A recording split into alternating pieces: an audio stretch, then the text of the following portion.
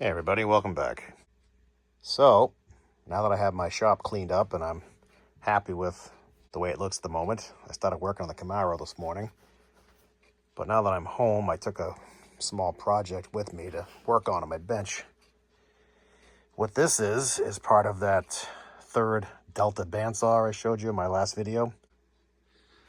This is the upper half of the saw where the wheel mounts, and this knob and this shaft are the combination tension adjustment on the blade. That's what this knob and shaft do. And then this piece here is the tilt of the wheel to get the blade to track correctly.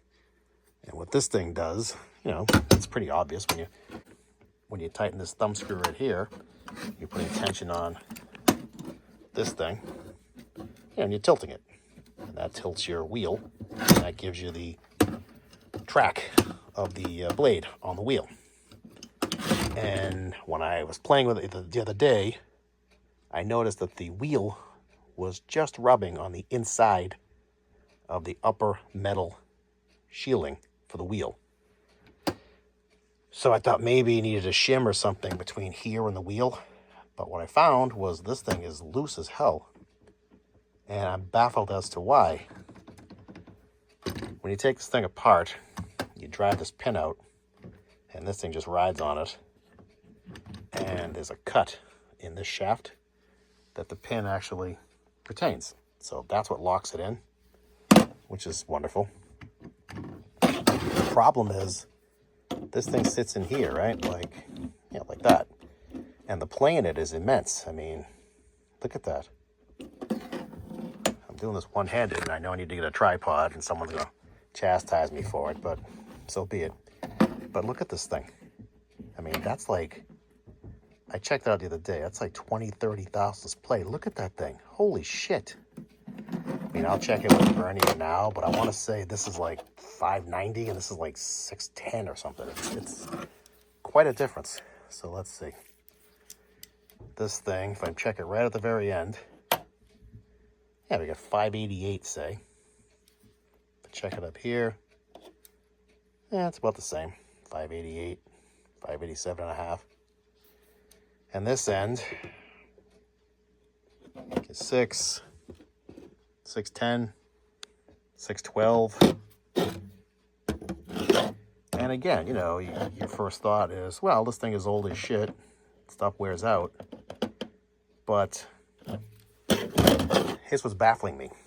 This thing goes in. The pin goes through, locks it in, right? It doesn't rotate. It doesn't go in and out. How is it wearing? That's what I don't get. I suppose with just the pin to retain it, and the pin is not a super tight fit on that thing. I suppose it can move a little, and through the years it could have done that shit. But boy, oh boy, that's an awful lot of play. I mean, you can see a couple of witness marks. It very well could have been oscillating somewhat. These are the things that keep me up at night. So what I'm going to do is I'm going to take a bronze bushing that's close in size. I'm going to drill it to fit this shaft, or if I can't drill it, I'll just bore it with a boring bar. And I'll bore this to take the bronze bushing, and I'll V it so that the pin can go back through. To me, this thing should have zero play, or a thou, 2 thou. I mean, barely any play. Because that's, the wheel rides this thing. It's going to magnify the play, and it's going to be awful. So that's what I'm working on. So I picked up this metric drill bit. It's 15 millimeters, which is like 588, 589 in US measurement. It's like the exact same size as this, maybe a thou over. I'm going to run it in and hope that this thing fits. I mean, I just checked them both with the vernier, and they appear to be the exact same size. I mean, this thing just fits in, and this thing just fits in. So let's throw it on my lathe and see what we get. All right, so here's what I did. I took one of these bushings, and I got a 15 millimeter metric drill bit, which is almost the exact size for this guy. And then I got a 17.5 millimeter drill bit, which is almost the exact size of the OD of this guy. And I drilled this housing. And I pressed the bushing in. I cut a relief in it for that pin to go through, just like the one on the top of this pin, I guess you call it, axle, whatever. And then I pressed it all together. Took a file to it, gave it a couple of love taps, filed the top and back off so they're reasonably flush. And there you go. Now we have zero play, not 1 ounce of play. I mean, that's the way it should be, I think. So that's how I did it. These bits are expensive. McMaster-Carr doesn't give these suckers away. You could probably hunt them down cheaper on Amazon. There you have it. So this thing is tight as a drum now. And I will reassemble the saw when I'm next at my shop. So here's the adjustment piece slid back into place. It just literally slides into these two grooves right here. And then the cover, the inner cover, goes on. It's supposed to have 2 studs that locate the outer cover. And some genius decided that what he was going to do was take a nut and a piece of threaded rod and make a bolt out of it. Evidently buying a bolt was too much money. And then he's going to drill it and put a hinge out here so the cover would be hinged. It's kind of rickety. And honestly, again, we have this awesome hinge pin, which looks like a coat hanger. I don't know what the fuck people do. This is what you get when you buy used shit cheap. So that's all set. And this piece, again, just sits in here. And as you tighten the knob on top, it brings us up and down to set the blade tension. And as you play with this thumb screw back here, that manipulates this thing. So it tilts the wheel to get the blade to track. This wing nut just locks the adjustment in so you don't lose it. So let's put the wheel on and see if it's gonna rub the cover once I put the belt on and tension it up. Let's pray for success, huh? So while I was reassembling this thing, getting ready to put the blade back on, I thought I'd check the bearings at the blade, the blade guide bearings. And these are fine. It's been nice, lovely. This one's fine. Get my fat finger in there. The ones on the bottom, not so much. I mean, this spins good, this spins good. But this outer one was kind of sticky, the one that goes here. So I took it apart to lube it up and woof. This one here I got moving pretty good now. It was a little jammed up. It was just old and gunky. So I'll probably buy a new one. But look at this one. This one's missing a few balls, which I'm sure there's a joke there. But it had this piece of steel stuck in it all the way through. It was like embedded like this.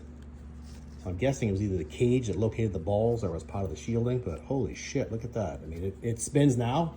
I'm obviously not gonna use it. I'm just gonna put it back together to test run this blade to show you guys that my modification to the axle for the wheel works, but holy shit, look at that thing. You never know what you're gonna find with these old relics. Oof, it always pays to check everything. So let me finish up and see how this thing runs. Okay, here we go.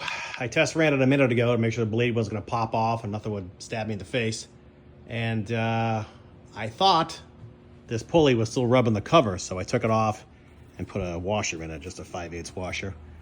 And now I have plenty of clearance. I have like an 1/8 inch, but the scrapey noise I was hearing, it's still there. I can't say it's the same noise. I think it's in the gearbox, because if you take this belt off, which I had to do a minute ago, and you spin this, you can hear the gearbox going, shh, shh, shh. So like something is, I don't know if it's scraping or if it's just the mesh of the gears. Whatever the case, it's got a slight noise to it. I mean, it's fairly quiet. I mean, I'll fire it up and you can hear it yourself. Here we go.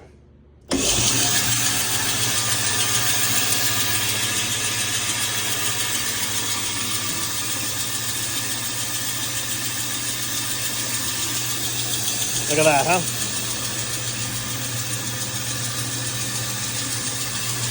Kind of like this. I don't know where this came from. Probably homemade, but it's pretty cool.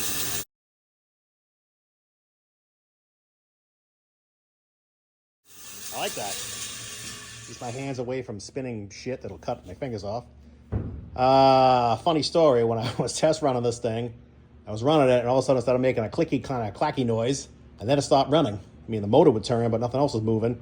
And what happened was the key fell out of this lower pulley here. I don't know how. It was over there on the floor. I don't know how it got over there. I didn't see it go flying. I took all apart. I cleaned the pulley up. I cleaned the keyway up. I was getting ready to walk over to the hardware store, and I was measuring the shaft, and I said, oh, what's that thing on the floor? I said, oh, there's the key. So I threw it all back together again, and here we go. The belt, I noticed, I mean, it's shredding anyway. I noticed it's the original belt, or it is an original Rockwell belt. If you spin this sucker over, somewhere on here you see it says Rockwell something, something. Yeah, there we go, I just passed it.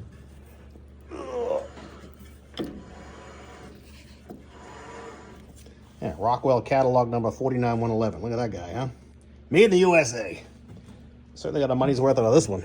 It's ready to disintegrate and go back to Jesus. So I gotta get a belt to replace that. I was gonna get a belt for this just to hear the gearbox run. I probably will. Probably one of those Lake belts you put together. Like I said, this one will be primarily for cutting wood. I don't really care if the gearbox is okay or not. It'd be nice if it would do both, but to me, the concept of changing the blade, changing the speed is really neat to cut metal or steel, but in reality, it's a pain in the ass. I'm not gonna do it all the time. It's a fucking drag. And especially I have two of these things. I mean, I paid $100 for the saw, and I have nothing into it so far. I did just take this light apart and fix this. It was falling apart. The wire was hanging out externally.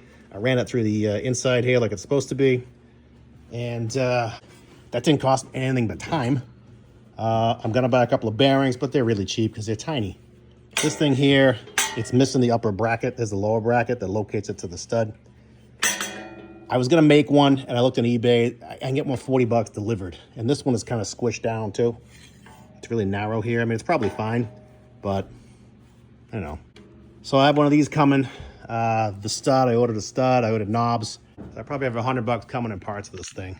And there's no lower cover. I didn't get one with the saw. So I have one of those coming. And it came with this really sexy guide setup here. And this thing.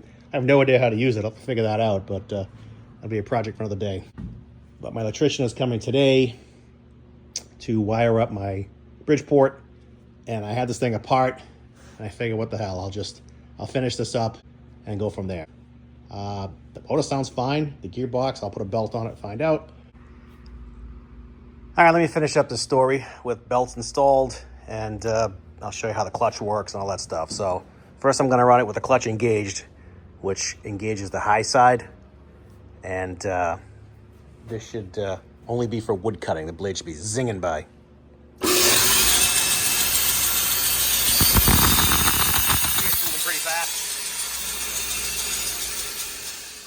And this pulley is firmly locked, to the shaft, which drives the belt from the bottom. See it? So now when you disengage the clutch, you see these teeth come out.